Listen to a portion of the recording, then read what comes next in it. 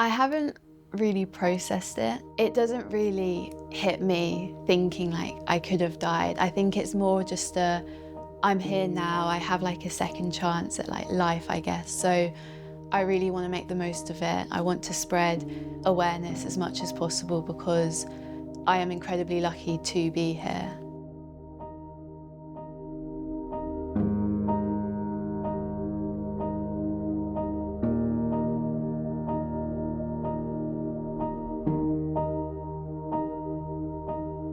Hi, I'm Dr. Matthew O'Neill. I'm the Clinical Director for the Integrated Urgent Care Service for NHS Gloucestershire. I'd like to introduce you to Eliana.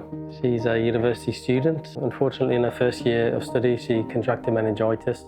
I had Men B meningitis, which is the most common in young adults. I'd heard of it at the uni, but not before uni. I knew very little. I had no idea it was that when I first went in to see Ellie. I'm glad Sam checked on her. I'm glad he came and got me. It was by far the scariest thing I've ever had to experience. I didn't know how serious it was. I woke up in the morning and I had a really bad headache, but that was pretty normal for me. So I just went along my day, felt really dizzy as well, but again, I had really low blood pressure, so that was quite normal. I saw her the night before, and I remember going into the kitchen and saying to her, "Oh, are you okay?" And she was like, "No, not really." And she was like, "I'm gonna eat this and get an early night." And that was it. I thought, okay, fair enough. And she went off. I called my mum to let her know that I still felt a bit rough, but I was okay. She said, "Is there a rash?" And I looked all over, there wasn't any rash.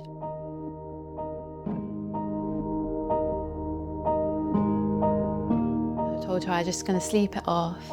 In like halls of residence, there's the magnets on the fridge which have the signs of meningitis, but you don't think that's going to actually happen to you. Later that night, I started throwing up. I got really cold hands and feet. It wasn't like the most unusual. I thought I'd eaten something which was off, but then I started to get a really stiff neck, stiff joints.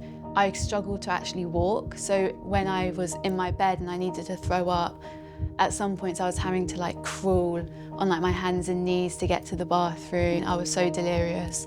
I don't remember anything else. The last thing I remember is throwing up in my toilet thinking I need to go to hospital. It can be really difficult to identify meningitis, the big overlapping symptoms.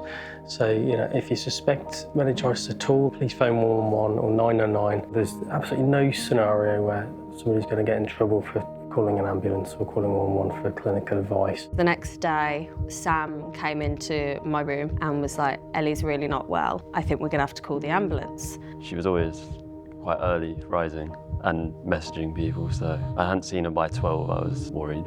My parents hadn't heard from me the next morning and they grew quite worried because that was quite unusual. And my mum, she was phoning my phone like constantly. And then they tried one last time, and that's when my flatmate picked up the phone because he had heard the phone ringing in my room. So when her mum was ringing and I answered, she was like, "Is Ellie there? Is she okay?" Oh, she's like barely conscious at that point. I didn't know what to do because I've never been near anything like that. I think I said something at the time of like, "We need some adults here, like I don't know what to do." It was very scary to see her, a girl I'd seen the night before in the kitchen having her food, in the state that she was the next morning. We immediately called the ambulance. Campus security came and they kind of observed while we were there and just kind of helped us out. Ellie's parents were on their way. We got them on the phone and they're just saying, "She's getting a lot worse. Do we have your permission to take her in the car to the hospital?" With campus security.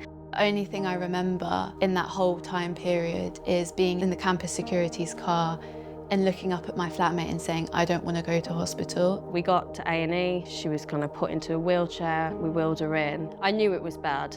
I didn't know how bad it was until we got to the hospital and 5 doctors immediately ran to Ellie. And I got put in an induced coma and I was very delirious in that time apparently. Apparently I was hallucinating. I have no memory of it. This is all what people have told me. And that is quite scary in itself. And the next thing I remember is waking up 3 days later in ICU with doctors all around me saying you've had bacterial meningitis. I didn't recognise my parents.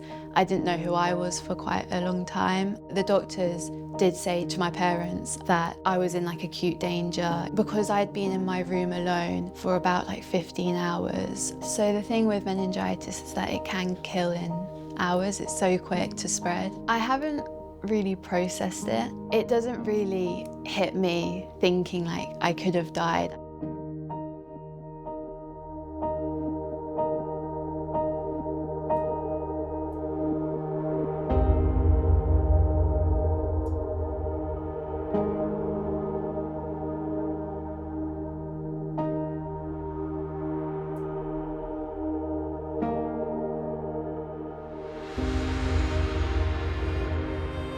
When I first came out of hospital, I couldn't really walk, like I struggled to walk. My motor movements weren't really there. I was struggling to eat sometimes. I have to be careful because I have fluid around my lungs still. Dance was a really big part of my life and now I can dance again. As long as I take it easy, it's okay. I would say like I'm 90% back to how I was before, which is really nice. I can dance, I can go out, I can do things. And that's really important for me. Mum thanked me a lot, and then Dad shook my hand and said thank you. I joked with Ellie about it, that I saved her, but it's nice to know that I saved someone. I'm here now, I have like a second chance at like life, I guess, so I really want to make the most of it. I want to spread awareness as much as possible because I am incredibly lucky to be here. It's really important to recognise meningitis really early on. I'd rather have 10 calls suspecting meningitis and 9 of them end up being not a lot. If you're unsure, Please make the call. make the call. You could save a life. you could save a life. You could save a life. You could save a life.